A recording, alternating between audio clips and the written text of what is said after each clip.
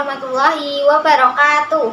Perkenalkan, nama saya Nita Ayu Berliana Putri dengan NIM 21000515180, Program Studi Pendidikan Guru Sekolah Dasar Universitas Ahmad Dahlan Yogyakarta.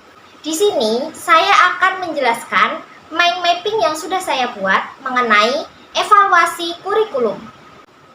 Pertama, saya akan menjelaskan apa itu evaluasi kurikulum.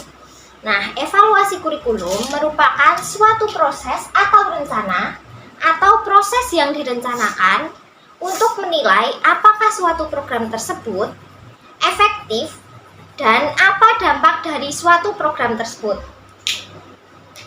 Kemudian, evaluasi kurikulum ini sangat penting dalam menemukan kebijakan di dalam pendidikan. Kemudian yang kedua, yaitu peranan evaluasi kurikulum khususnya bagi peserta didik. Nah, ada 3 peranan evaluasi kurikulum, yaitu konservatif, kreatif, kritis, dan evaluatif. Yang pertama, yaitu peranan konservatif, di mana menekankan pada sarana mentransmisikan nilai-nilai budaya yang relevan. Kemudian yang kedua, yaitu kreatif, di mana peranan ini menekankan bahwa kurikulum harus mampu untuk mengembangkan sesuatu yang baru dan serta dapat mendorong dan mengembangkan potensi dalam diri siswa.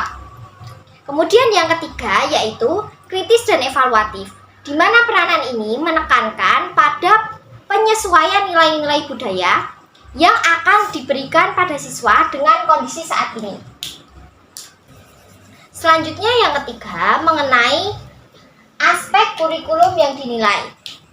Dalam hal ini, menurut Arit Sliwe pada tahun 1997, aspek-aspek tersebut dibagi menjadi 5, yaitu tujuan umum, perencanaan, uji coba dan revisi, uji lapangan, serta implementasi kurikulum. Aspek yang pertama yaitu tujuan umum, di mana berkaitan erat dengan nilai, tren, dan kekuatan masyarakat. Selain itu, tujuan mengevaluasi kurikulum haruslah mengikuti kebutuhan siswa untuk menghadapi perkembangan zaman. Kemudian, aspek yang kedua yaitu perencanaan, di mana memuat bagian penjabaran dari tujuan pendidikan. Kemudian, aspek yang ketiga yaitu uji coba dan revisi.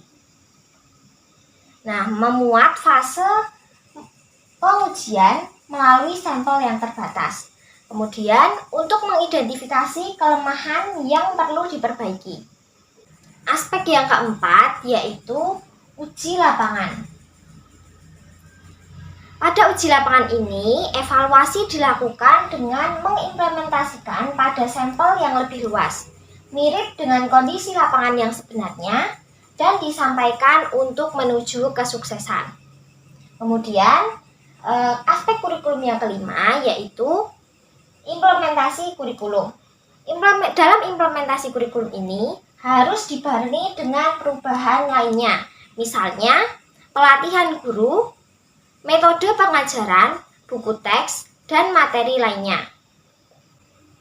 Kemudian yang terakhir mengenai model evaluasi kurikulum. Ada 3 model evaluasi kurikulum, yaitu model penelitian, model objektif, dan model campuran multivarian. Model evaluasi kurikulum yang pertama yaitu model penelitian. Dalam model ini didasarkan pada 2 model, yaitu tes psikologi dan eksperimen lapangan. Dalam tes psikologi, misalnya tes kecerdasan dan tes hasil belajar. Kemudian pada eksperimen lapangan melalui pendekatan komparatif. Model evaluasi kurikulum yang kedua yaitu model objektif, di mana pada model ini penilaian lebih penting untuk proses pengembangan kurikulum. Kemudian keberhasilan implementasi diukur dengan penugasan pada siswa.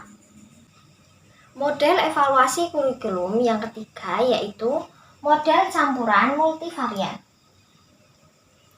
Model ini lahir dari pendekatan model komparatif dan model Taylor dan Bloom. Kemudian model ini dikembangkan dengan komputer dan program paket yang cocok untuk penelitian kurikulum dalam skala besar. Demikian yang dapat saya sampaikan. Wassalamualaikum warahmatullahi wabarakatuh.